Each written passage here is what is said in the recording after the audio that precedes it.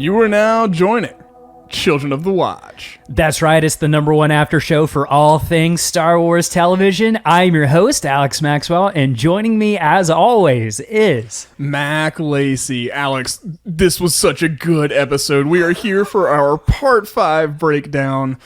Oh man, last week, there was not quite as much to talk about maybe for our show, but this week, oh man. This episode was special. Yeah. There was something special about this.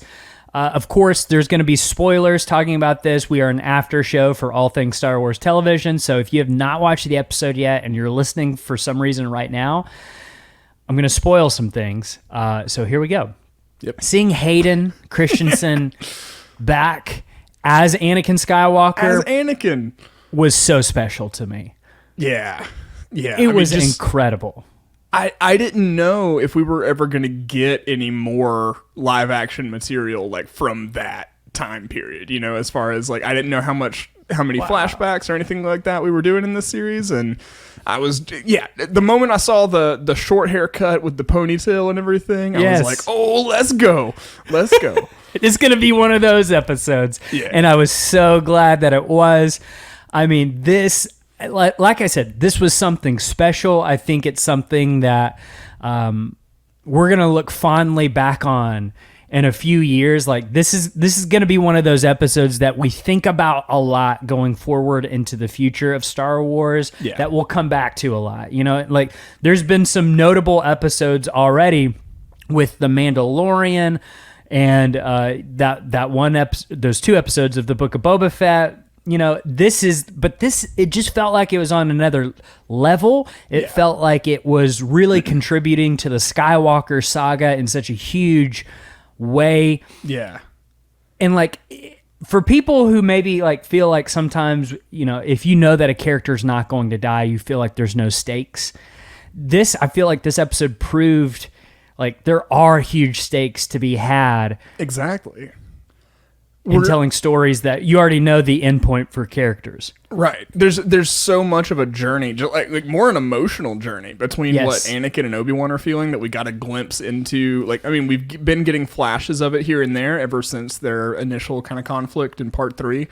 But I feel like this episode we really see in like tangible terms exactly what these two characters are like reflecting on in this moment, what's driving them in these moments, and it's informing the rest of the series it's adding to the relationship that they had in the prequels, like Obi-Wan and Anakin. We're getting more of that. We're seeing more of that mentor-mentee kind of relationship, and then it's certainly influencing the emotional context in which we understand these characters in the original trilogy. You know?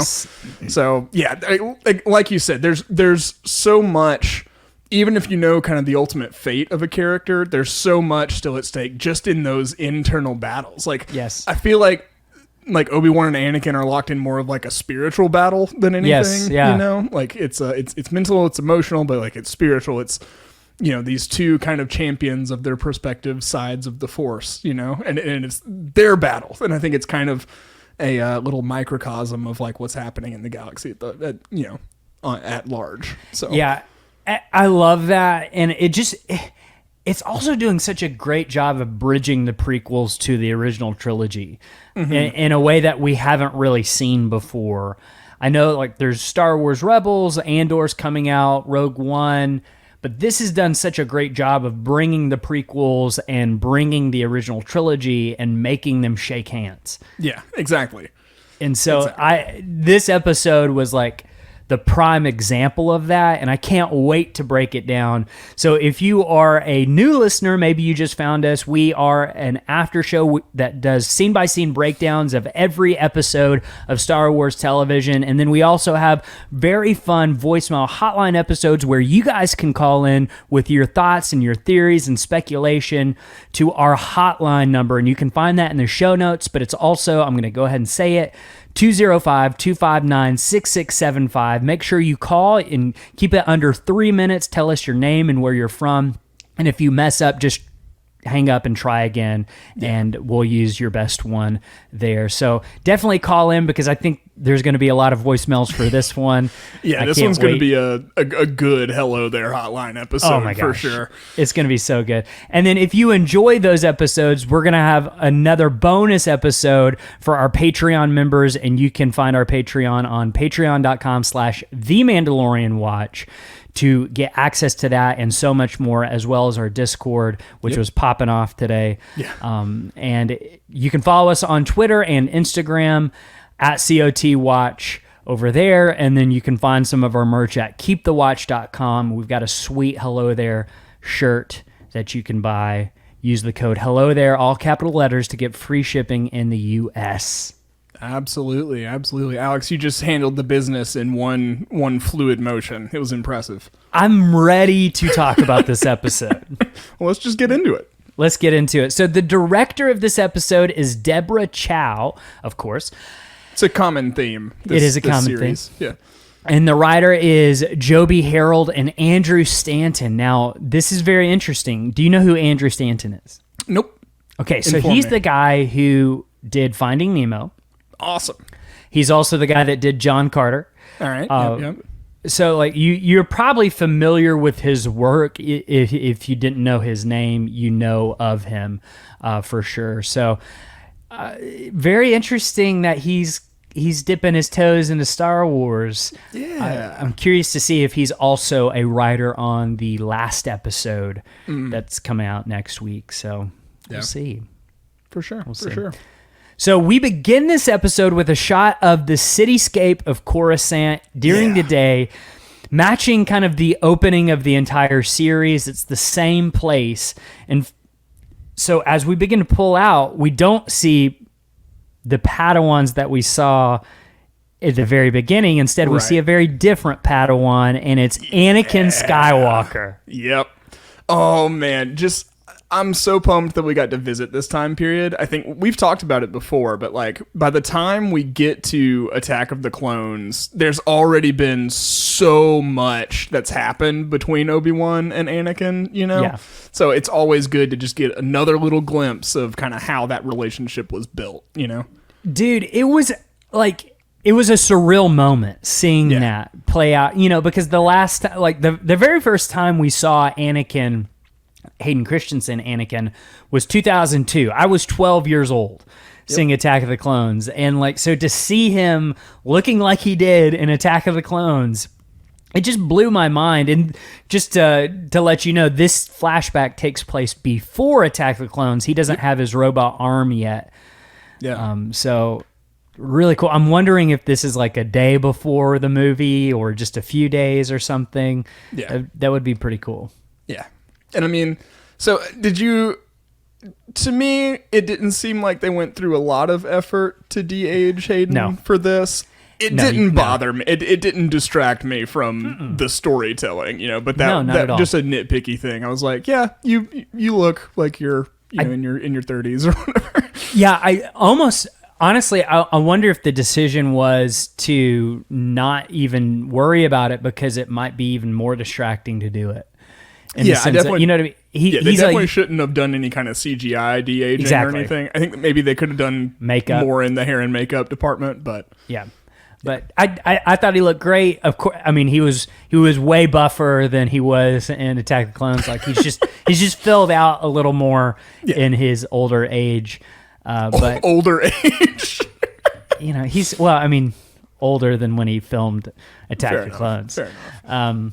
But yeah, stuff like that doesn't really bother me. No, it didn't take me out of the story at all. It was just something, back in my mind. Yeah. And I was like, I'm not going to have a lot to criticize from this episode, so I figured I'd better do it where I could. Exactly. And so, like, they didn't really have to do anything with Obi-Wan either because all they had to do is just flip his hair back. Yeah. Or brush his hair, really? Brush his hair, yeah. And there's the mullet. It's back. Yeah. Which was it's always good to see. It is so good to see. So we actually hear Obi-Wan say, there you are. And Anakin turns to face his master. And Anakin says he wasn't sure if Obi-Wan was actually going to come. And Obi-Wan remarks that maybe he stands a chance this time. And Mac, I'm already in love with this episode as they're just having this back and forth. Yeah. the decision to start off in the flashback framed the entire episode. It was such a great decision. For sure. For sure. It told you exactly what kind of the heart of the matter we're getting at is, you know? Yeah. Yeah. I loved it. And so Anakin and Obi-Wan get in their places to spar, and they both ignite their blue lightsabers. And Obi-Wan asks if Anakin is ready, and Anakin asks if Obi-Wan is ready. Yeah. And they begin circling each other as their lightsabers clash. We hard cut to Darth Vader. And that's it was such a great transition. Yeah. As he's just staring out into space. Yeah, because we dance around this flashback at a few different points. The editing is always really intentional, I think, because like we know this the way it's cut, it immediately puts us in the mindset of like Vader is thinking about this. Yes, right. It kind of reminded me a lot of the Charles Soule Star Wars or Darth Vader comics, because a lot of that happens with Darth Vader in the more modern comics, where he's kind of like staring out into space and remembering something. So it was kind of cool to see that parallel happening here, and we actually get to like see a flashback, which is just, I mean, I'm still buzzing about that. Like, I cannot believe it. We love Vader being a broody boy. Yeah, broody boys. All right, so him and Batman, and the broody boys.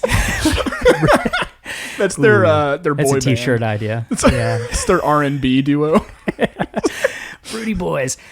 An Imperial officer announces that the third sister is there, and then Reva says that it's a great honor to be invited aboard, but Vader isn't interested in civilities at all. He asks where Obi-Wan is, and Reva says that the tracker worked, and they're arriving on Jabim. And then Vader demands that she kneel. And he says, "You have done well, Grand Inquisitor." And I love the way he says Inquisitor. Inquisitor. Inquisitor. Inquisitor. It's so nice. And the captain places the Grand Inquisitor symbol on her.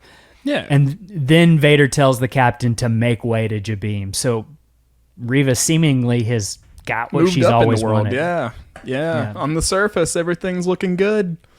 Yeah. And so like the pin now kind of makes sense story-wise. It's a very visual thing to show, okay, she's in charge of the Inquisitors now, because in Star Wars Rebels, the Grand Inquisitor does not wear that pin. They kind of created it specifically, I feel like, for this episode, right? Yeah. So you needed some way to visually symbolize that. Right. So we cut to the transport ship arriving on Jabim, and air quality does not look great here, Mac. And honestly, smog issues. On the second watch, their eventual escape made more sense because of that to me. So like maybe the cloud cover was so great. I think that's what helped them escape, like not just being shot out of the sky from an Imperial Star Destroyer. Right. Yeah. It's possible. It's possible. I choose to believe that. I've watched this episode 3 times now today. I love it so much. So the transport sets down, opens, and Roken is the first out. He announces that they got Leia, and there's a relief throughout the network of path workers, which, by the way, includes several podcasters. Michael from Rex and Around, Corey and Aubrey. Steele was not in this one, Steele Saunders from Steel Wars, but he was in the very first episode. So that was very, very cool, and I'm very happy for them because, I mean, it's aspirational for us, you know. Listen, Lucasfilm, if you want us to be in The Mandalorian, please, I promise you, we're there. We'll make we'll make the time. Yeah, we will do whatever it takes to do that. This is us just groveling on our knees. Yeah, for sure. So I was really excited for them and happy. I mean, that's a dream come true to be in Star Wars. So that's really, really cool. No, you love to see it. Yeah. So Obi-Wan spots Haja in the crowd. It's nice to see him again. It's nice that he's there with the group, and he asks what he's doing there. And Haja says that there's nowhere else to go. And then he smirks and laughs. He knows what it's like being a real Jedi, and that this place is a good business opportunity. Haja is one of the best additions to just as a character to put in the galaxy. Yes. I love him. I do want him and Hondo to hook up at some point and like go into business together, you know? There's got to be more stories there. Like, even if it's like books or comics or something. It'd be a great comic. I'd read it. It really would. We need more Haja content for sure. And so I just really love too that he's like, he wants to be a Jedi, but he can't. You know, like he's a huge fan of Star Wars too. Yeah, you love like a rascal with a heart of gold, you know? Yeah. Like he's making moves. He stays scheming, but when it matters, you know, he's gonna help out the right side. Which is very Hondo. Yeah, you know, exactly. So. Exactly. Yeah.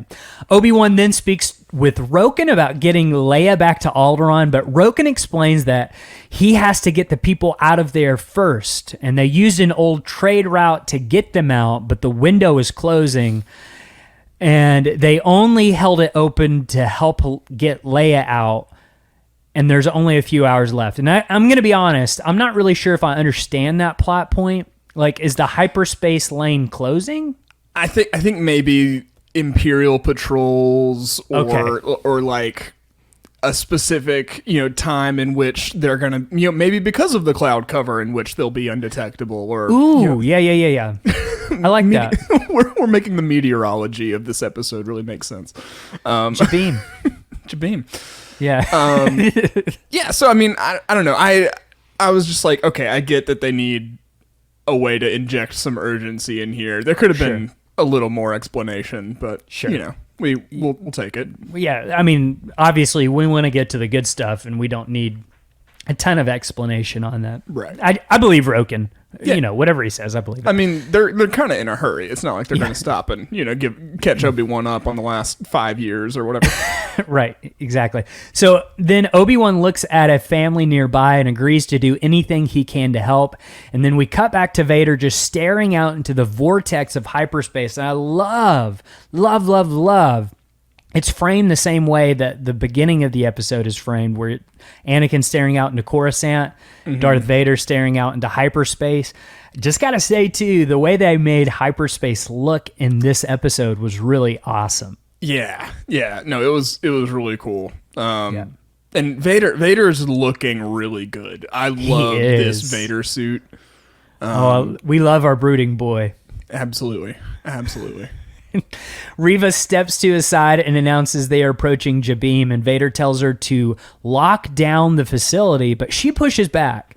If they seal them in now, they'll hold out for days. And then Reva says, if we cannot break them, but Vader cuts her off, it is not them that we need to break.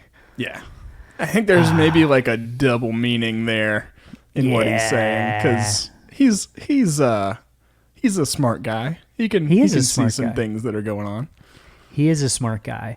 And then on Jabim, Lola's evil red eyes turn on inside Leia's jacket. You might not have recognized Lola because of her red eyes. I love that you worked a Force Awakens reference into this. Yeah. So she emerges from the coat and then flies towards a hatch, making her way inside a vent shaft full of wires, lots of wires that stress me out to look at. Oh, no cable management. None at all. I can't say anything. If I could turn this, or I can turn this camera around, I won't, because the state of the cables on my desk is shameful. But it did stress me out. Lola might be hiding behind there somewhere. Oh, I'm sure of it. Something's hiding in here, in this nest I have going. Down below, there's another wall full of inscriptions, like the third episode, and this was a lot clearer to decipher on this wall. So here's a couple of things that are on the wall. There's the phrase, "There is no death," which is part of the Jedi code. Yep. There's the name Corwin Shelvey, which is an expanded universe Jedi. That means the old canon that was on the run. It's very obscure reference from a 1993 source book for a tabletop RPG game. So much of our understanding comes from the original Star Wars. Like our understanding of just the in-universe stuff, so much was developed in that tabletop game and then has now like worked its way into the screen. It's something Dave Filoni references a lot. Yeah. I mean, just like I think the world building, just the nature of a tabletop game just requires a lot of world building and everything like that. So shout out to the folks who contributed to that, because we're still benefiting from it to this day. Yeah, absolutely.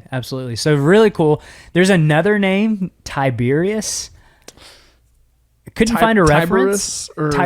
So like I couldn't find a reference.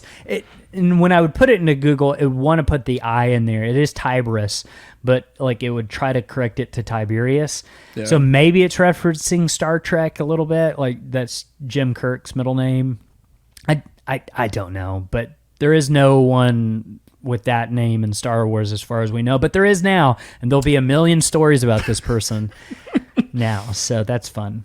Yeah, someone's going to cosplay as them, but it'll just be like a big cutout of that portion of this wall, just like with the Aurabesh.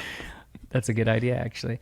Then we have Jin Atlas, which was on the wall on the previous time we saw the wall. He was also a expanded universe Jedi who actually broke off from the Jedi and started his own sect of Jedi.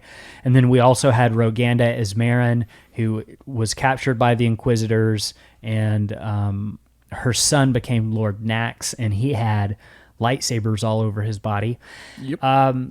Another phrase, strength, and then we get the "May the Force be with you," and then the one that Obi-Wan reads, he says, "The light will fade, but it is never forgotten." Yeah.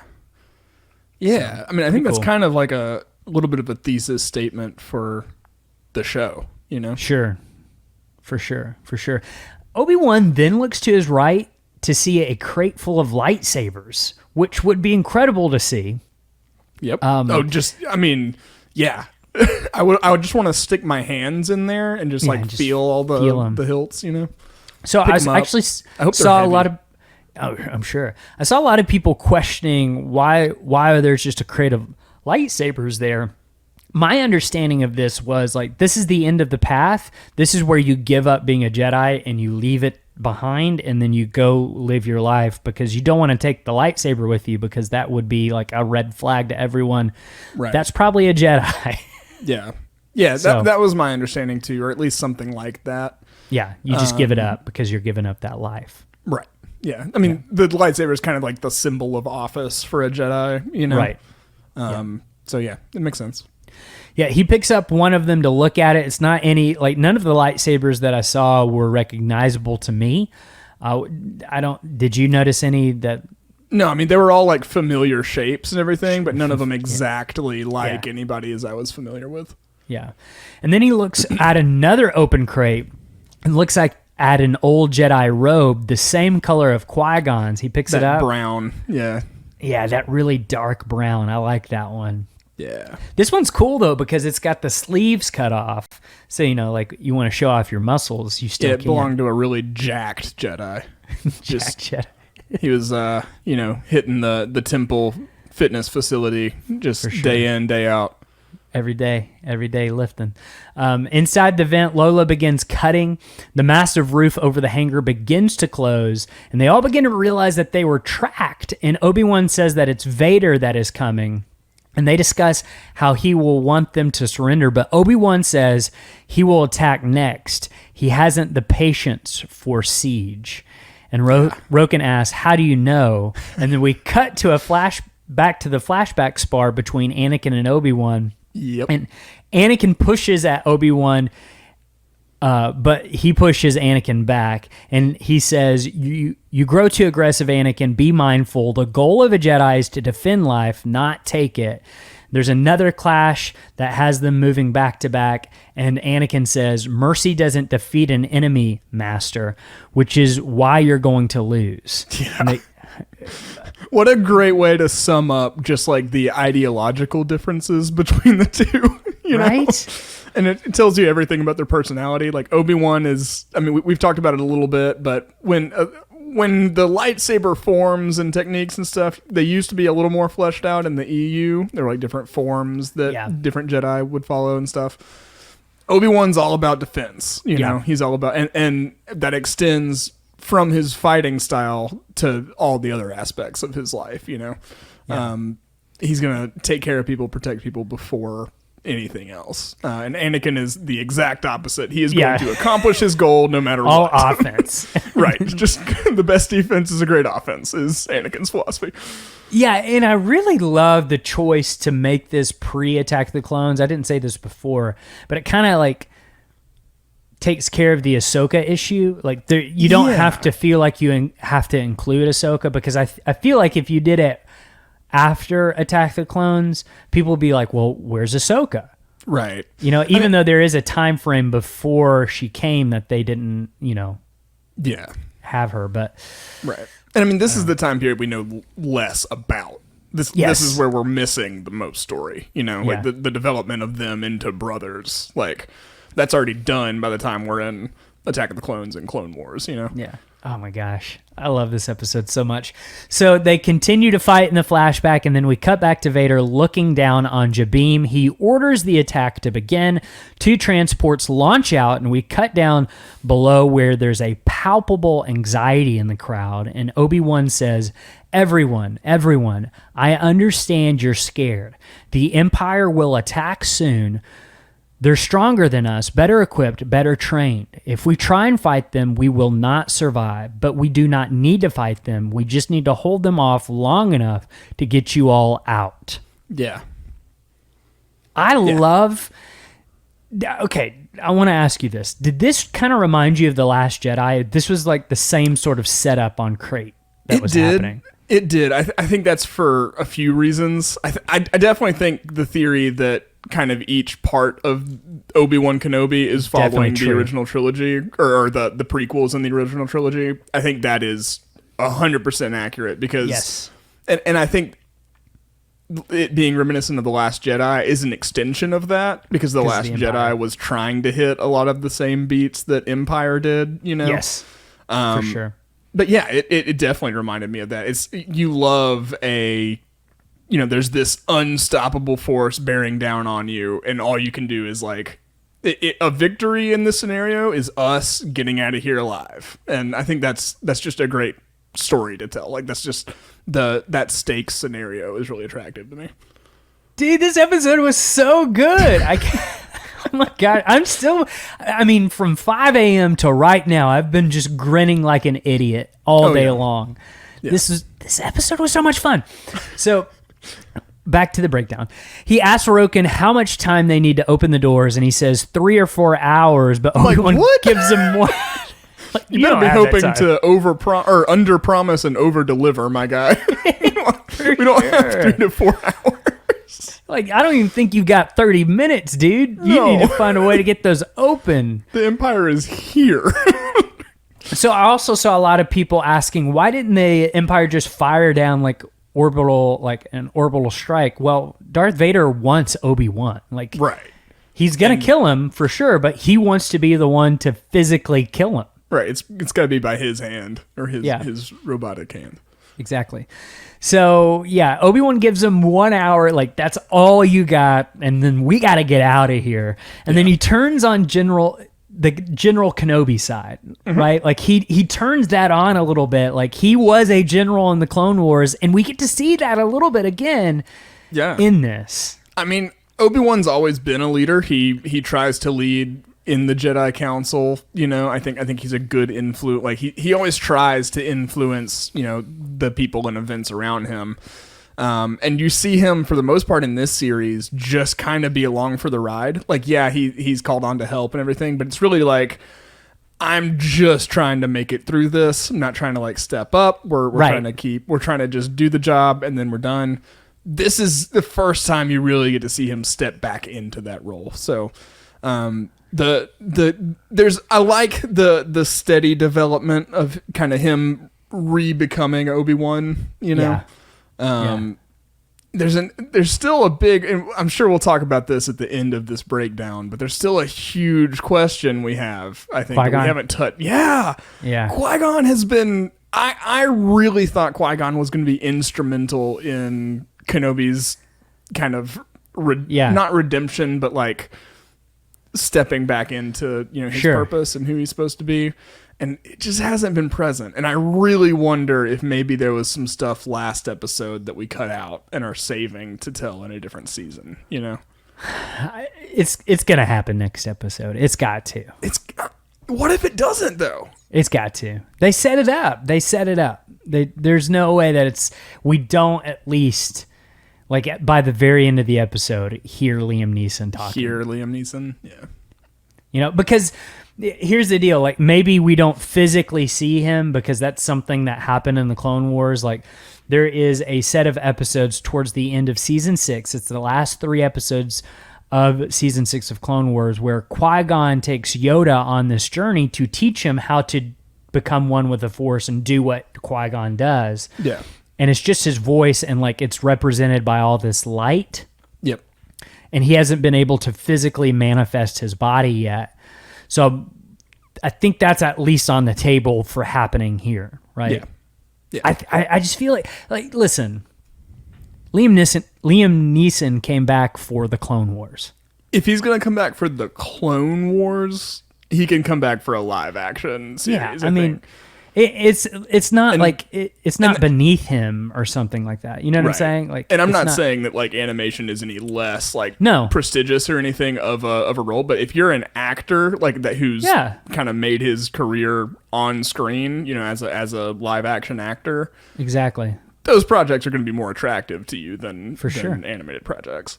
So I just feel like it's going to happen. Yeah. And I'm not going to lie. I would be very disappointed if it didn't. And, you know, like, that's okay. If you know, like it didn't happen, it's okay to be disappointed. I'm like, they kind of seem like they set it up. So what's the deal there? But we'll see. We still have 1 episode left. Yeah. And it's the finale. I can't believe it. Yep. I can't believe it. So they get planning with everything, preparing for the attack and to get out of there, and they start to get moving and stuff. The Obi-Wan theme is really growing on me, Mac. It is.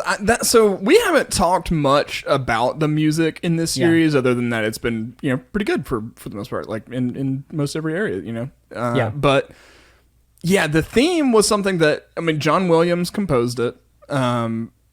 He's not doing every instance of it in the show, you know, but he composed the overall kind of theme. And it's something that just hasn't made a huge mark on me until this episode. It has kind of started to sink in. And I wonder if that's intentional, because Obi-Wan is now more Obi-Wan than he was at the start of the series. Yeah, and I also feel like another similar soundtrack moment I've had with that, of like it kind of took me a while to really like fall in love with the soundtrack, was The Last Jedi soundtrack. Like when I first heard it, nothing really stood out to me in terms of like, oh wow, that was a great musical moment. But then when I listened to it over and over and over again, I was able to appreciate it in a way so that when I rewatch that movie, I like pick up those cues and things. And I think it's going to be the same way with this. I can't wait for that to come out so I can listen to it and then come back and watch the series and see how it really impacts the show in the way that it is. So Natalie Holt's been doing an awesome job, in my opinion. Oh yeah, for sure. Yeah. So the troop carriers land in a dusty crater and begin moving into place. Purge troopers stand at the front of the Imperial force with a gigantic cannon ready. Oh yeah. The Inquisitor shuttle lands and Reva marches out and she shouts for the gun to fire and the assault begins. And inside they realize they really have no more time and Roken cannot get the hangar door open. Things are looking bleak, Mac. Mm-hmm. And after trying and failing, Haja says that was underwhelming and asks if they've tried getting up in the vent to see what's going on. And Roken says he's too big to fit inside, and then Leia marches forward saying that she will need a ladder, and Roken just kind of dismisses her, but Obi-Wan backs her up. I really like that moment of like, no, she can handle this. Yeah, I mean, he's seen what she's been doing this whole time. You know, she's been contributing to, you know, her own rescue and everything in a big way. But then also, I think just like he was in a war where they were putting children in charge of armies. That is like, very true. Ahsoka led troops and was a child. Yeah, she was a teenager. Yeah. So I think maybe he's more primed to to put children on the front lines. Fair point by you, Mac. Fair point. Yeah, he has no objections to that at all to do that. So Obi-Wan asks Haja to watch her despite Haja's objections about that. You can tell Obi-Wan really trusts him. He really, really trusts Haja because like, oh, you got us where we were supposed to go. Right. I am now going to trust you with her. Yeah. So I like that. But then Obi-Wan pulls out his communicator and sees that he's got a message. He's got a voicemail, Mac, on his Hello There hotline. Yeah, you can also leave a voicemail, and we will answer it just as Obi-Wan did. That's exactly right. That's exactly right. So Obi-Wan goes to see what it is as Leia climbs inside the vent, and then alone, Obi-Wan turns on the message to see Bail Organa. Bail explains he knows that they shouldn't be communicating, but if he's found Obi-Wan and learned of the children, and then he goes on to say, if I don't hear from you soon, I'll head to Tatooine. Owen will need help with the boy. I pray you're safe, Obi-Wan, both of you. Bail, what are you doing, my dude? I know. This is like when somebody types something on the work, like inter-office chat thing that you do not want to have logged in your chat history. Yeah, don't. This is what Bail's doing at the moment, I'm like, no, this is not a secure line. Yeah, and like I get it. Bail is desperate. His daughter is missing. He needs okay, you haven't called me. I need to know what's going on. What's happening? It was probably out of a moment of desperation, but man, what a massive mistake. Yeah, this is just like sending your social security number through email. Not a great idea. It's prime for anybody to grab. That's right. So I just feel like they need to start learning to speak in code or something. And maybe that's the point of the scene is like they're not quite up to what a rebellion should be doing. Yeah, they got to get some like security standards in place and stuff. We got to get serious about this if we're going to do it. Yeah. So, and then also this kind of falls on Obi-Wan a little bit. You got to delete that voicemail, my guy. You can't leave that on your message. Yeah, man. Just a lot of mistakes right there with that communicator. Yeah, they do not have Internet 3.0 or whatever we're on now in a galaxy far, far away. No, they don't. Everyone's cybersecurity is just garbage. Oh, man, that's funny. Tala interrupts and asks if everything is all right, and then Tala then explains how she ended up there. We get a little bit of backstory for her, and she says that she was just following orders on Garel. That was awesome for me because this is a major planet in Star Wars Rebels. It's actually one of my very favorite planets. We actually talked about this in our Obi-Wan coverage, like what planet would you like to visit? This is one of the planets I would like to visit. Yeah. Merry Christmas to you, Alex. Thank you. It's like a so like I have family who live in Las Vegas, and at night in Las Vegas, I'm not talking about like the strip or anything like that. I'm just talking about the desert at night. Yeah. One of the coolest things ever. And so like Garel is like always like a desert at night type feel. It's really cool. No, there's no like, so I remember just being in New Mexico. Yeah. Like we were doing a backpacking trip and just looking up into the stars when they're like the closest electric light to you was like miles and miles and miles away. It's the best. There's nothing quite like that. It's the best. I love Garel. I would live on Garel for sure. That's my final answer. And so she goes on to explain that she was part of a roundup of Force-sensitive families. She thought it had to do with like taxes and not paying certain fees and stuff like that, but it turns out it's actually a roundup of Force-sensitive families. And she basically just watched the Inquisitors kill them all, including 6 children. Yeah, couldn't do anything about it because like awful. Yeah.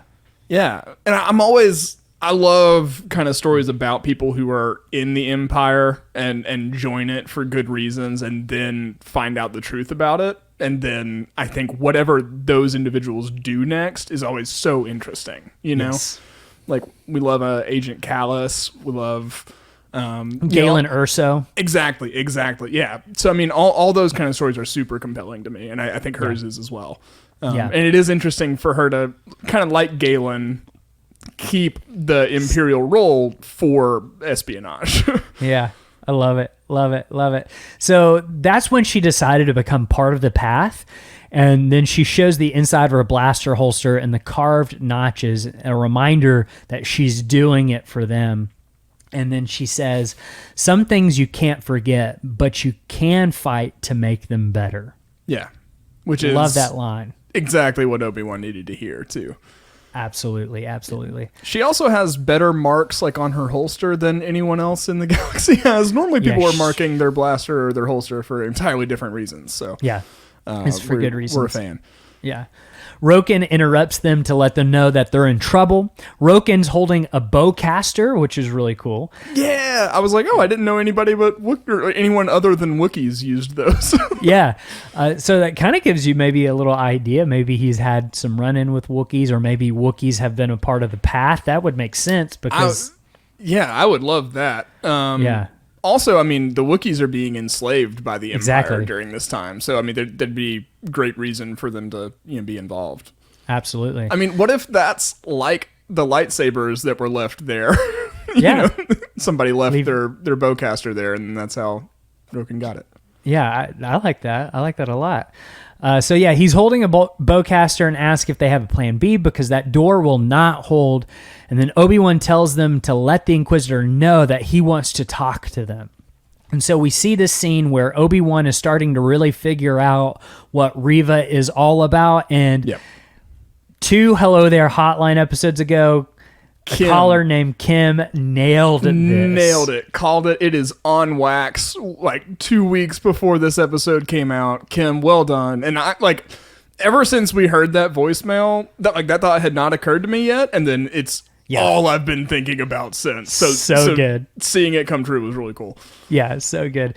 So a purge trooper informs Reva that Obi-Wan wants to talk. And so she approaches the door and Obi-Wan approaches on the other side. He places his hand on the door. I guess he's force projecting his voice to her. Something like that, or just like, I don't know. It just seemed like they were just trying to find a connection there, Yes, right. And so the talk begins, and Reva says that if he's stalling for time, it's not going to work. Lord Vader will have him at any cost. And then Obi-Wan says, you mean Anakin? You knew who Vader was. Back on Daiyu, how did you know that? Vader would have kept that hidden, and you're too young to have known him. I just got to pause and say this right here. I think our fandom, and I'm not talking about any listeners or anything like this, I'm just talking about the general Star Wars fandom. We got to be patient with storylines sometimes because I feel like a lot of people were like, well, that's obviously nobody would know Darth Vader's Anakin. They're addressing it right here. Like we don't get those answers immediately all the time. Yeah. And sometimes I feel like as a fandom, okay, like the Star Wars fandom, and really I'm talking about Star Wars Twitter, not really anybody else. Not the casual listener at home. No, not you guys. It would benefit like if these shows came out all at once instead of week to week, but then that kind of negates our podcast, so I'm hoping they keep it week to week. I also just think a week-to-week release is better for TV. It's just more the way that TV is supposed to be consumed.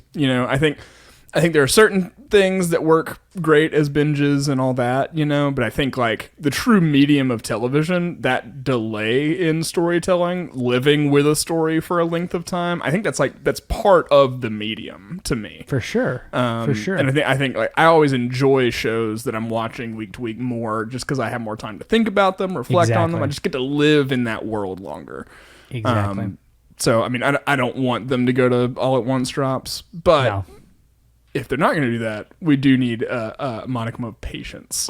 Yes. Well, and just I love that they addressed it head on here. Like this wasn't a thing of we've got to go back and figure out how would she know that.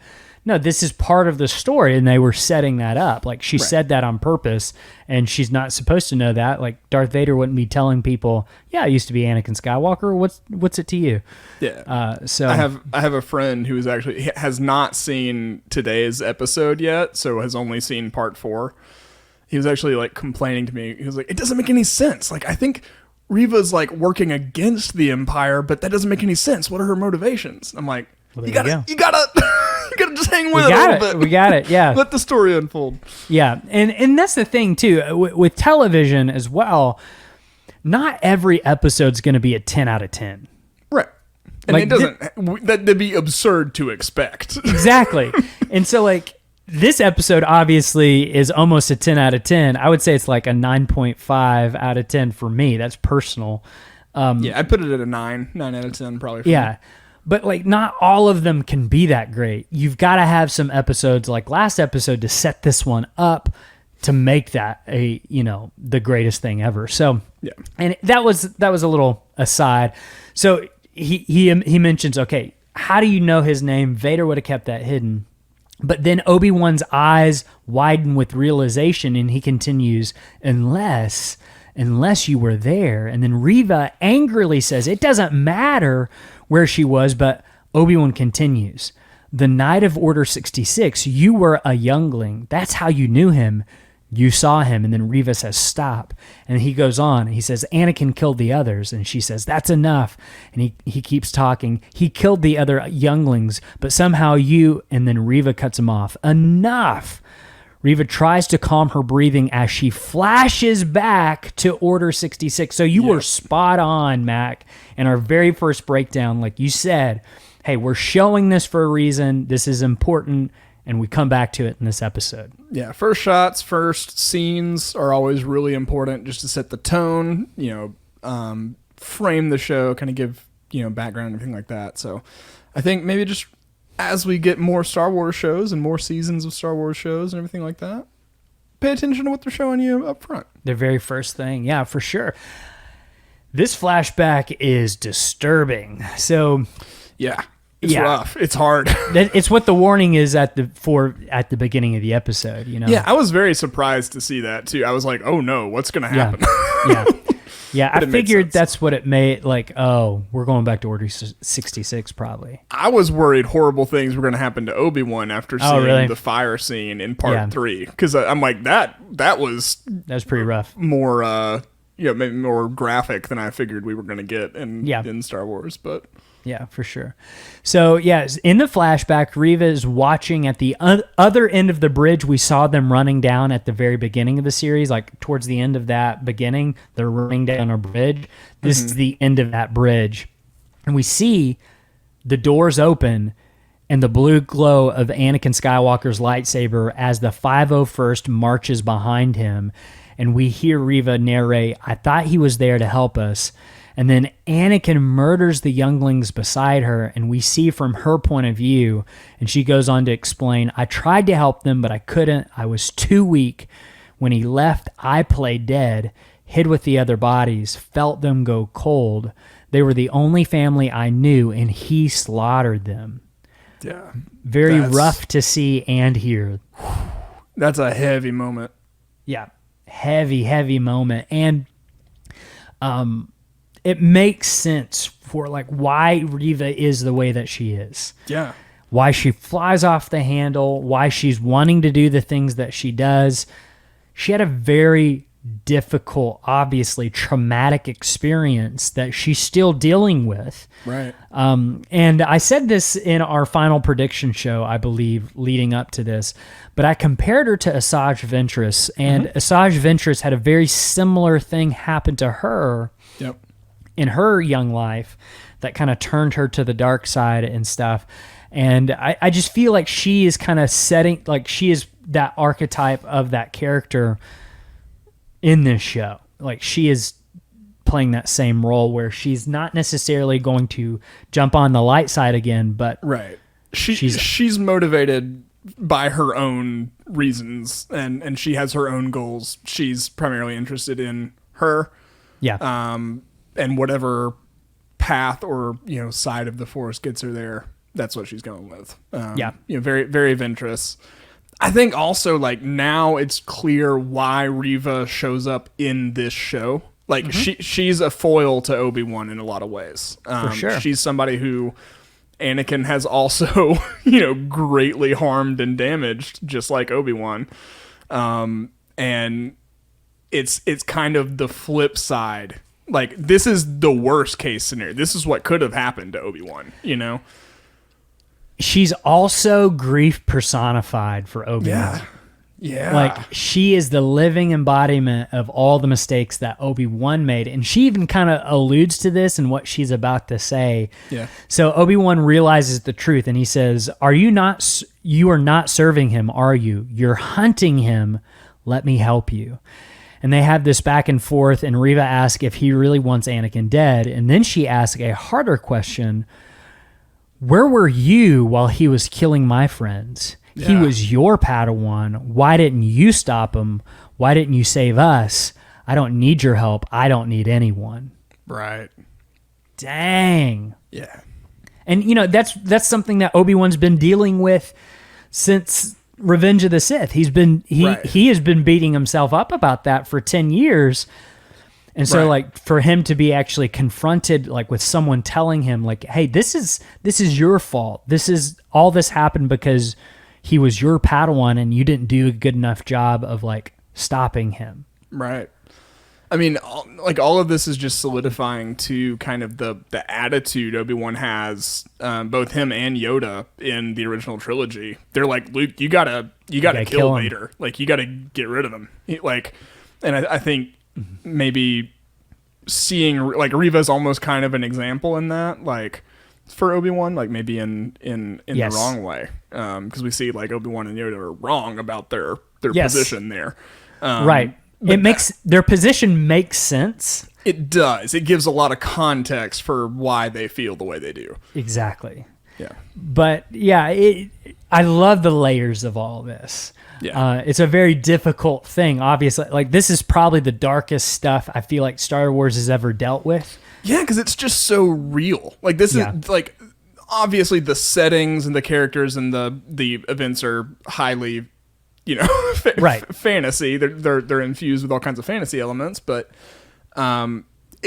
this is like one of the more real conflicts I think Star Wars has dealt with. It's kind of in that territory of like Rogue One. Like we're getting into things that people feel all the time. Like real people deal with these kind of things, and we're just giving them this fantastical setting so that people can work find catharsis in that. Yeah, for sure. So after saying she has no idea what she's done alone, she ignites her red blade and cuts through the door and barricade, and the hangar door opens and Obi-Wan pushes her back with the Force, and the battle begins, and it's an intense battle. It is on. Man, just the flood of stormtroopers coming in. Like the cinematography in this scene is off the charts as far as making you feel what it feels like to have the Empire bearing down on you in this way. I felt like I was in that cave. Yes, it's unrelenting. It's just like a flood of stormtroopers coming in. It is like hope is seemingly far from reach. Yeah, it's just a terrifying battle. I mean, Obi-Wan does his best to fend them off with his lightsaber, but there is just too many. It's a horde of stormtroopers just flooding in. They're overwhelming them. They retreat back into the cave system. They're very, very desperate. And in the hangar, Haja calls out to Leia and says that she needs to hurry. It's a red breaker. In the tunnels, Obi-Wan helps people up, and then Tala and Ned B hold the line. And if Tala were a Mortal Kombat character, her special move would be slapping stormtroopers right in the helmet. Yeah. She does that again. I wonder if Obi-Wan has given her an aside on how to just strike armor with your bare hands at some point during this. It's Terrace Carsey or whatever it's called. What is that? What's her name in Solo knows? You know what I'm talking about? Kira. Yeah, Kira. And Terrace Carson. I don't know. I can't remember it's like it's a martial art. in Star Wars. But there's no way for us to ever know what it's called because unfortunately, there's just no way. We can't. If there was I'd have to information superhighway that we could tap into to find that, we would. But it's just simply out of our hands. I would have to pop in my VHS of Solo and rewind it to that spot. VHS, you poser. Real Solo fans have it on Laserdisc. So she throws a stormtrooper down. Ned B is throwing troopers around, and then Tala is shot, and I was devastated, Mac. Oh, yeah. It is. Like, I loved her. I wanted more stories with her, you know? Yes. Ned is taking hit after hit. Obi-Wan is calling out to Tala, but he can't get to her. There's too many of them. Heartbreaking scene. I had goosebumps watching it the first time. Yeah, anytime they put a droid as like the last line of defense kind of thing, like K2 in Rogue One, brutal. Ned here, brutal. I just love how he cradles over Tala. Oh, man, that is so good. The music is great too. Yeah. Probably the highlight of that scene was the music that just really kind of, there's like just, it was just so good. Ned B slumps over, still shielding her even as he's shutting down. And her hand is covered in blood as she presses in on her wound. And then she raises a thermal detonator in her hand and shoots the controls to the door, closing off Obi-Wan from the Empire. And she says, "May the Force be with you." And she detonates the bomb. Man.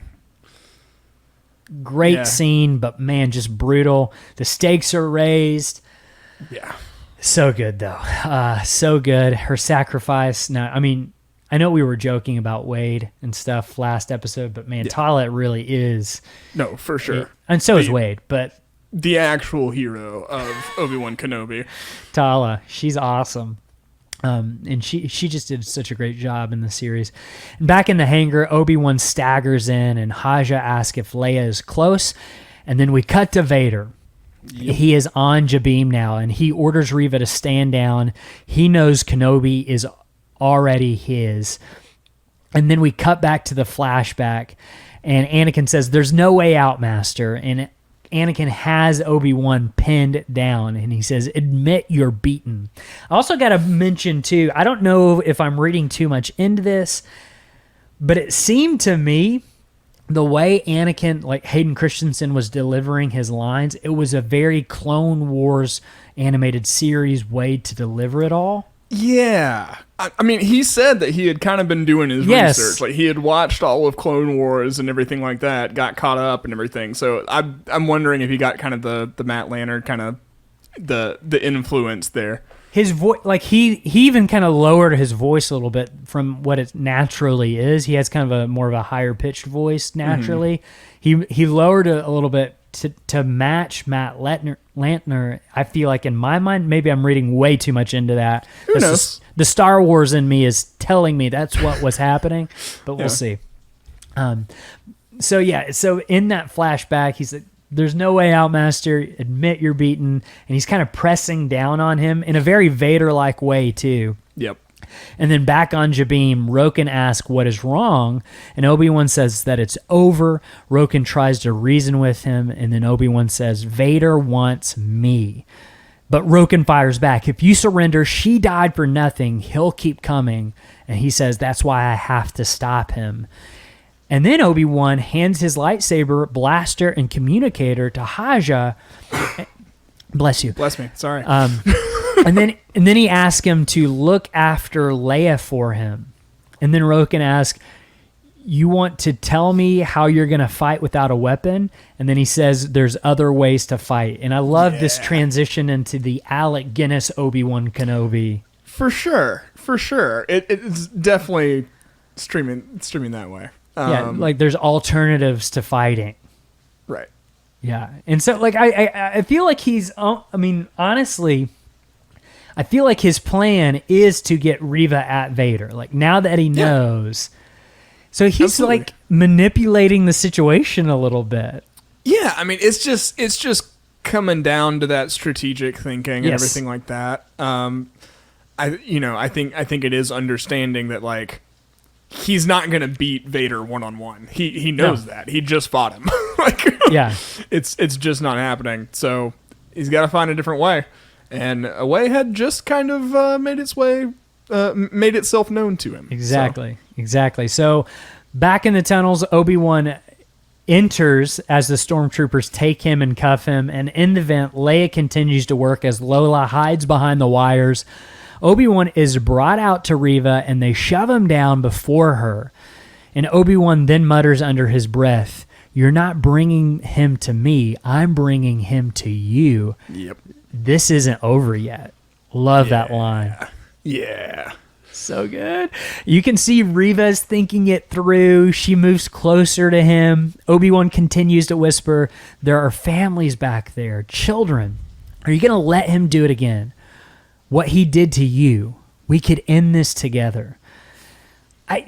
I can't help but feel like this is like a reverse of everything we always see the bad guys do. Yeah. Right? Like Vader does this with Luke, Kylo with Rey. Yep.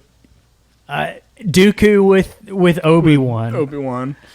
It's just so good. I love it. So Reva subtly shakes her head. I'm sure you can hear it is storming. It has suddenly started storming. I was wondering what that was. That was thunder. So everyone, there is rain on the window. Nothing I can do about it. Sorry. Listen, hey, dude, we could use some rain right now. It is scorching hot here. I'm really glad that I watered my plants today. Yeah. I was like, it is so hot. Yeah, it's absolutely just blazing here. It's like Tatooine here right now. So, Reva subtly shakes her head and responds. Reba McEntire. Inquisitor. She works real hard. Single mom who works 2 jobs. He loves the Sith and never stops. She's a survivor. Oh no, Reva. All right, okay. We're moving on. Yeah, Reva subtly shakes her head and responds, What makes you think he won't see it coming?" And then Obi-Wan says, "Because all he'll see is me." And you can tell this idea is working its way through her mind. Yep. She's really thinking about it.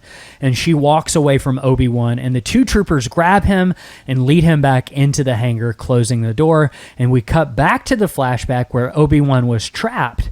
And Obi-Wan is able to slip through, and the fight continues. And Anakin eventually gets the upper hand and sends his lightsaber flying from his grasp.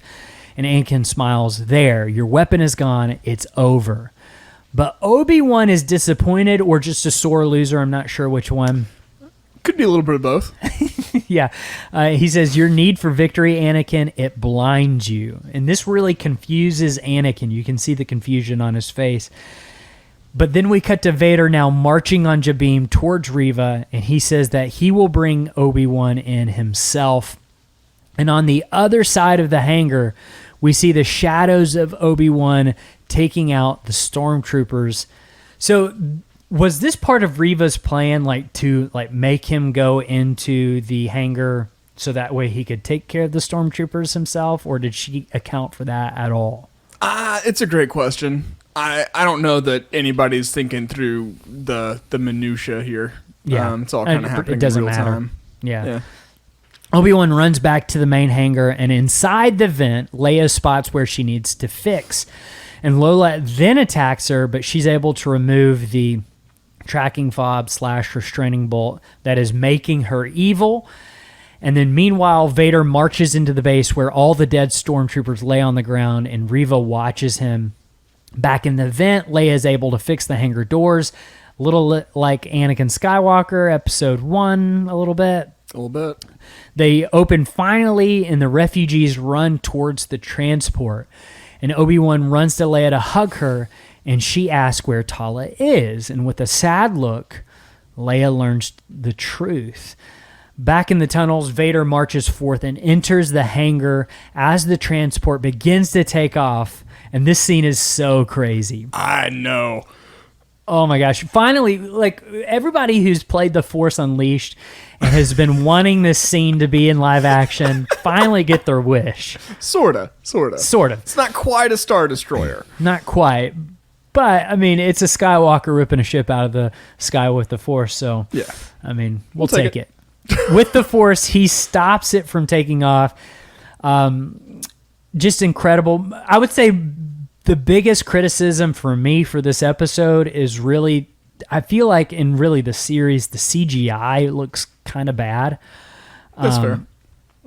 It is what it is. I mean, TV budget. You've also got a lot of, I would imagine Ewan is probably making a little bit more off this than Pedro Pascal's making off of I The did not Mandalorian, account for per that. episode, That's a good point. And you got Hayden in there. I'm imagining just with the cast, that's probably eating into the special effects budget a little bit. Yeah, it's just the scaling. The ships look smaller than they should to me, but it's again like that doesn't detract from the story at all for me. Right. It could be better. It's not. I'm not going to harp on it. It is. Right. I mean, I really don't care. We love the original trilogy. I've got a couple maneuvers, and then the Millennium Falcon literally just slides to the left. Yep. Yeah. So, I mean, like, yes, groundbreaking in terms of visual effects and made modern cinema. Absolutely. Also, are there some moments that look like, somebody talking to a puppet or whatever it be? Yes. That's also true. It doesn't detract from the story at all. Right. So Vader brings the ship completely down, and then this is the part that really made me go, whoa! He just starts ripping it open with the Force. Yeah, it is like you really just get a sense for his power at this moment, It's so good. But like it was just like shock after shock. The third shock was there's nobody inside.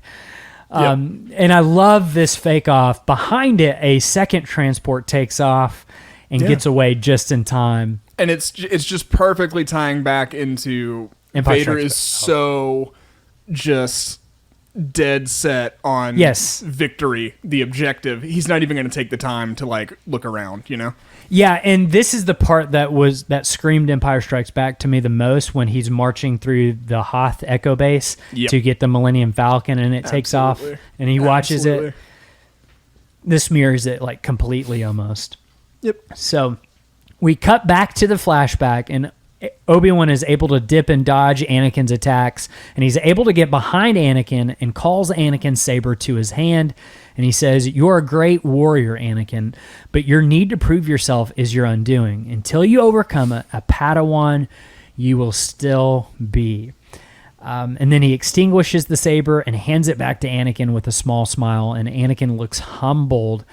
Love that whole flashback. Oh, yeah. It just tells you so much about both of their characters, their relationship. And I love that it ties into what's happening so much. Like, I don't know, anytime you could inform current events by adding more historical context, I think is that's a win. And it's cool because like we see Obi-Wan doing the same exact thing, like the same tactic right here. Obi-Wan is using Reva as Anakin's saber. Yep. Like the way that he used Anakin's saber right there in the flashback, he's using Reva against Darth Vader here. Exactly. His own weapon against him. And then, of course, literally we see it played out again in just a moment with Vader and Reva, where Vader might have learned a few tricks from that flashback moment too. Yeah. So Vader just stares up the sky. Reva creeps into view behind him, and she ignites her saber. And I was like, oh my gosh, this is amazing. Like from beat to beat, like this whole sequence was amazing.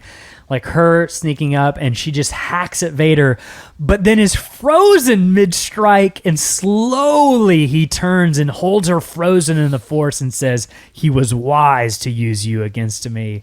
Yeah. Oh my gosh, Mac. Yeah. I mean, we see where Kylo gets it from his grandpappy.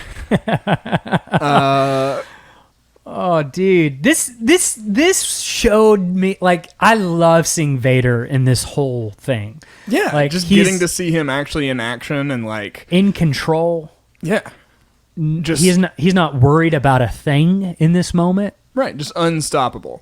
Yeah, just incredible. Reva screams in anger, and Vader pushes her back with the Force. She bellows and charges, slashing at him. And I just love how Vader doesn't even bother to even use his own lightsaber here. Nope.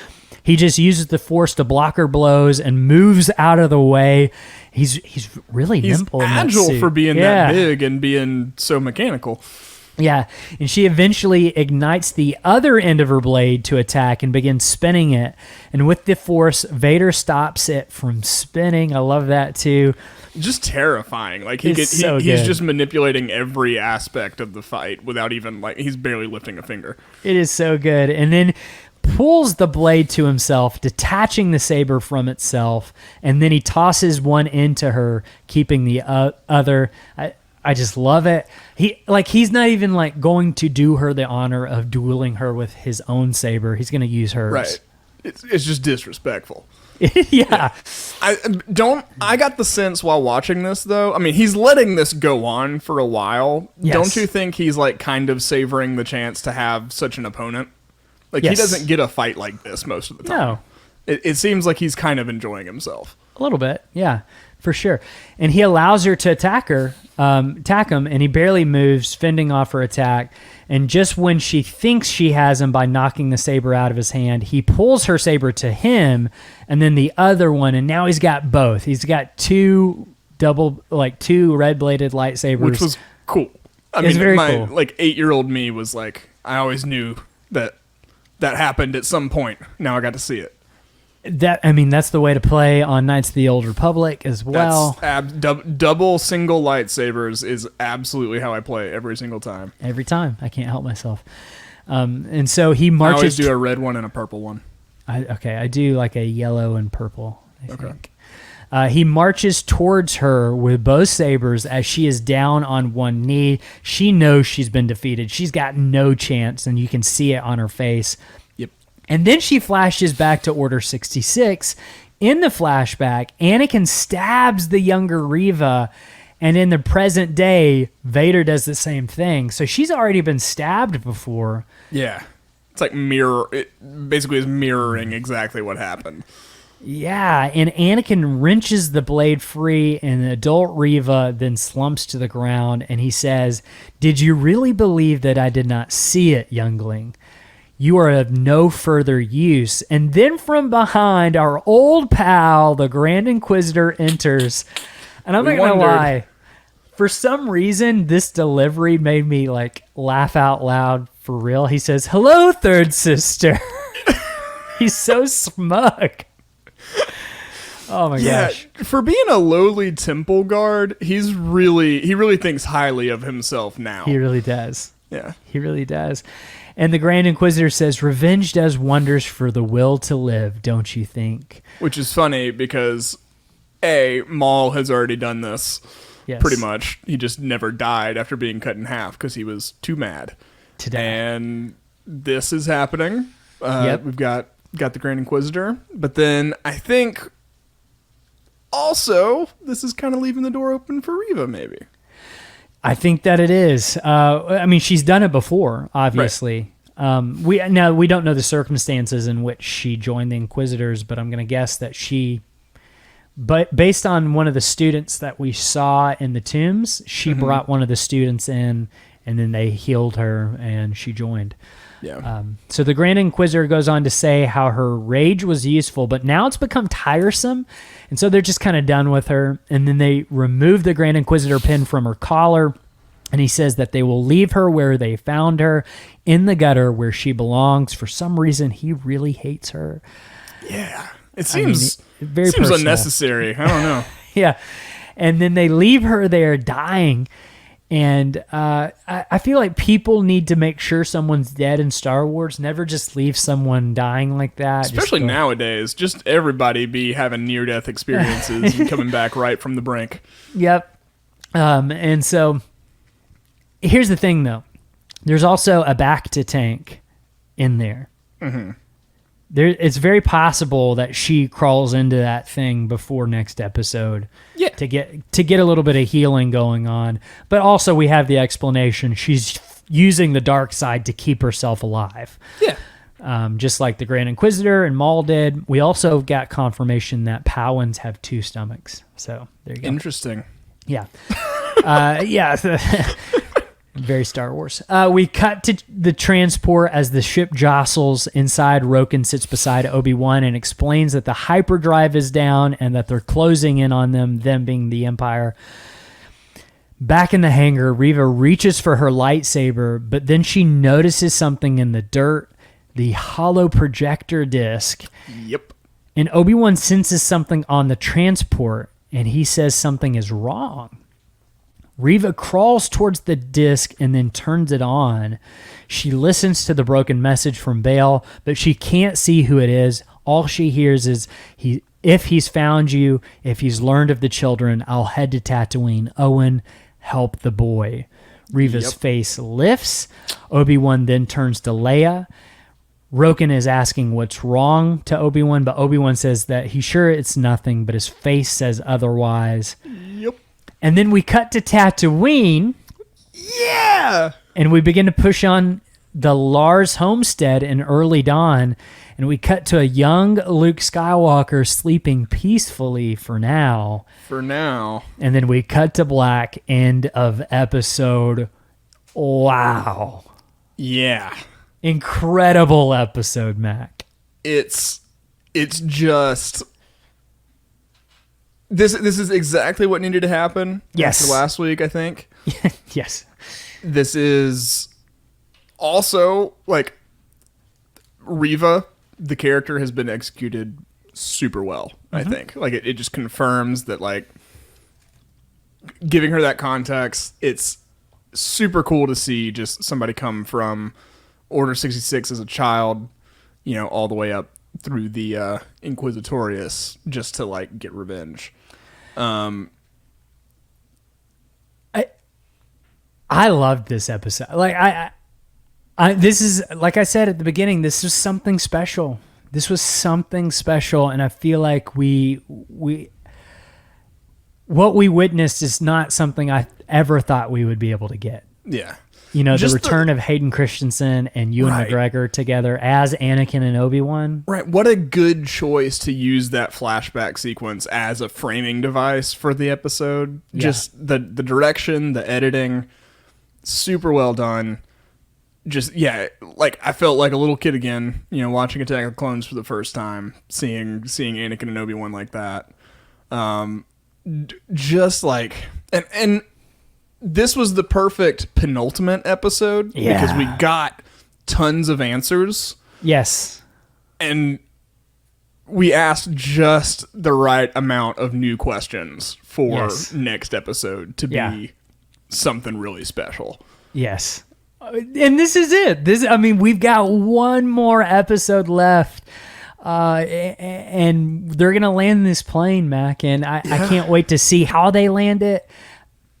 Is it going to be a crash landing? Is it going to be a landing where everybody claps, you know, at the end? I hope so.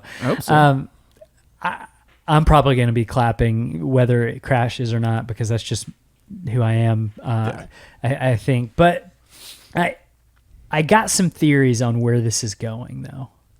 Yeah? Okay. Lay it on us. So here's what I think is going to happen. Like you said before with Reva, there wasn't like much planning going on with what was happening in terms of like the plan was never to like, I'm going to attack Vader here and now. My impression was like, this is the first time she's actually ever truly been around Darth Vader in the position that she's ever been in. Like the first time that she ever saw Darth Vader in the armor was in episode 3. Yeah. Of this series. Now, of course, she knows who Darth Vader is. She knows who Anakin is. She put those things together, but this is her first time actually like interacting with him. Right. And so when Obi-Wan presented her the opportunity to like, this is the time to take him out because he's going to be so distracted by me, it probably escalated her plan. Like she probably had something else completely planned out in terms of how to confront him, but she decided to go with Obi-Wan's plan. Yep. And that did not work out at all. Right. Especially for her. Exactly. Worked out great for Obi-Wan. Yes. And so because of that, I feel like what she's now going to turn her attention on getting revenge on Obi-Wan by using that message, right? Absolutely. I think she's going to Tatooine. Mm-hmm. I think Obi-Wan is going to somehow have to confront Vader again. And I think it's going to be on Mustafar. Like, I feel like it's going to happen on Mustafar again.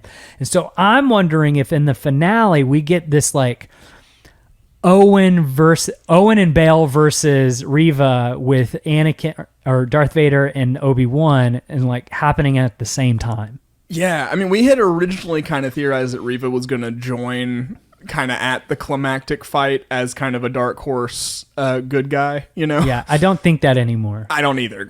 This would have been the time for that to happen, yes. I think. If Obi-Wan and Reva were going to take Vader on together, this would have been the time. Right. So, yeah, I agree with you. I do foresee, like, a split episode type thing happening. It'll be a little weird having not checked in with Owen this whole time if we do go right back to Tatooine and Owen has like a big role to play, but I don't think, I mean, there's a way to do that for sure. I'm excited because that means we potentially get one of the 5 things that we hope to see in Obi-Wan Kenobi, and that's which is Owen Lars being BA. Yes. And I feel like that's happening. Like, they set that up in the first episode. Remember that in the very first episode, Reva confronts Owen and they had that confrontation and they basically kind of set this up. So it makes sense to go back to it and finish that up. Yeah. And I feel like Owen is going to be the one to take her out eventually. And like, I think it's going to widen the rift between Obi-Wan and Owen even more. Obi-Wan deviated from the script. He left, got involved with all kinds of stuff, and as such, brought attention to Luke. Exactly. I agree with you. I think that's gonna deepen that conflict. Yeah. I mean, so at the end of this, they're fleeing the Empire. Hyperdrive's down. Right. I think it's very possible they get captured. Yeah. Okay. And you know, it could be a Obi-Wan and Leia on Mustafar type thing. Ooh. Who knows? I don't know. Now, I guess it all depends. Like, is there a way? I just don't know what's on that ship. Like, for Obi-Wan to draw them away. If there's an escape pod, he could jump in or something like that. Or he could take one of the, maybe they've got a speeder on board, he could jump in. Or, you know, that would be better. I don't think you can get Leia captured by Vader at this point, because she's like an Imperial senator later when she grows up. Vader can't know, like, who, her name and everything like that. I don't think, like, he's aware of her, of course. Right. I don't think she can be held in Vader's castle as a prisoner. Twice. Held captive twice. It's just a little much. And then also go on to be an Imperial senator without any questions being asked or anything like that. Exactly. Now you could say, like, it's part of the politics of what was happening at the beginning of A New Hope. The Galactic Senate had not been disbanded yet until the middle of the movie. Right. So maybe they just had to play the politics until, like, yeah, we're going to keep up this veneer that we all know is fake. We're just saying these things and we know that no one really means anything what we're saying. Right. It's just part of the game that we have to play. But well, I guess she wasn't an Imperial senator. She was like a ambassador diplomat type role, right? She was a senator at that point. Was she? Okay. Yeah, she was a senator at that point, acting as a diplomat to Alderaan. Yeah, a diplomatic mission to Alderaan. Diplomatic mission. Do you think... I feel like we need to prepare ourselves for, like, Luke being involved in this somehow. Yeah. I just feel like we just got to keep that in our mind. If, like, Reva knows about him, we that might need to be on our radar a little bit. Yeah, I think Reva going there is a great way to keep Luke secret and still have him in this series, like secret from Vader. Yeah, Vader's not going to Tatooine. No. That's not going to happen. It can't. No. There's just not a way that really makes sense, I don't think. No. But Reva going there is a great way to get Luke in the story, get stories with young Luke and Obi-Wan having to stress about protecting Luke and Owen and Beru and all that kind of stuff, while still kind of keeping the veil of secrecy intact. Right. Exactly. And it's kind of like what Maul was doing in Star Wars Rebels. Yeah, exactly. So very similar situation happening with Reva, I feel like. Yeah. But I'm excited. I can't wait to see what happens in the finale. I really do think the Qui-Gon question will be addressed at some point in the finale. I hope they do that. I would be disappointed if they didn't. Yeah, I want to at least hear from him, and then if we do a second season, we can get more of that story. Yes. But I'm surprised. I'm not like disappointed or anything because I'm really loving the story we are getting. But I am surprised we have not gotten anything more on that than we have at this point. And I mean, I don't want to set myself up for disappointment, but maybe that means whatever he's doing in the finale is really special. And so maybe. you don't want to preempt that moment with a conversation to ruin that whatever happens in the finale. Yeah, maybe. Here's hoping. Yeah. So I don't know. We'll see. Any other final predictions or theories of what could happen in the finale? I don't know. I really enjoyed. I wonder if we won't get the people from the path deciding to get more serious about the rebellion thing, kind of get some indication of the start of that, you know? Yeah. They've already said like, oh, maybe we are soldiers and that kind of thing, indicating they're kind of heading in that direction. But I think we might get something more formal on that. Yeah. And particularly as it pertains to Leia. Yeah. Leia getting the idea of, the Rebel Alliance kind of planted in her head. I could see a conversation happening between Bell and Roken. Yes. I could definitely see that happening. Yeah. Or even Brea, which is Leia's mother. Yeah. She's just as much as part of the rebellion as Bell is. So that would be really, really cool. Yeah. I don't know, man. This episode was just so much fun to watch. I feel like I'm very present with it in that you want to enjoy it. I'm enjoying it, and I'm like not really looking at next week or at last week that much, Yes. I'm just really kind of living in this moment. Like, I'm sure come Hello There Hotline time this weekend, I'll have had a chance to sit with it, process it, and come up with everything that I think the next episode can be. But right now, I'm just really enjoying the story we got this morning. Same. I loved it so much, Mac. I love Star Wars. It's and we hope that you guys loved it too, and that you enjoyed this breakdown. Thank you for listening so much. I mean, you guys have no idea what this community means to us. You guys are the best. I say that, and I mean it 100%. The community around this podcast is what makes us keep doing this, because you guys are incredible. I hope that when I was talking about like the Star Wars fandom, you didn't take that personal or anything. That's not talking to you guys. Right. I will say that there are a lot of toxic traits present in the Star Wars fandom at large. Yeah. I have not seen any of them in the Children of the Watch camp as far as our supporters and everything. Exactly. So yeah, just keep doing what y'all are doing, being as cool as y'all are. Means the ton. It means a ton that y'all support us in the way you do, and even just tuning in to listen, it just means the world. It's crazy to us that people like what we do. So yeah. If you do like what we do, one way you could help us is by giving us a 5-star review on whatever podcast platform you are listening on, and rating and reviewing. The reviewing is an essential part, because that really helps the algorithm and puts us out there for people to see. So that could be a huge help for us. So we would appreciate it, and we love you guys, and I say that with all sincerity.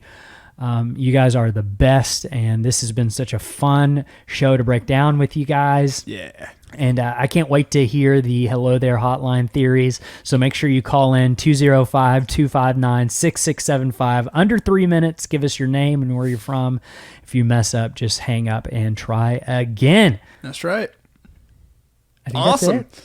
And so, like Alex said, we'll be here for a Hello There Hotline episode this weekend. And then next week, we are bringing it home, baby. We are doing part 6. We'll be breaking it down. Let's go! Oh man, this show has gone by so quick, so fast, just so fast. It's like really, it's only been a month. We're doing basically a month of podcasting for it. Yeah, that's crazy. But it's been a blast. Can't wait to see what the last week of this show has in store for us. We'll talk to you all about it next week. But until then, keep the watch.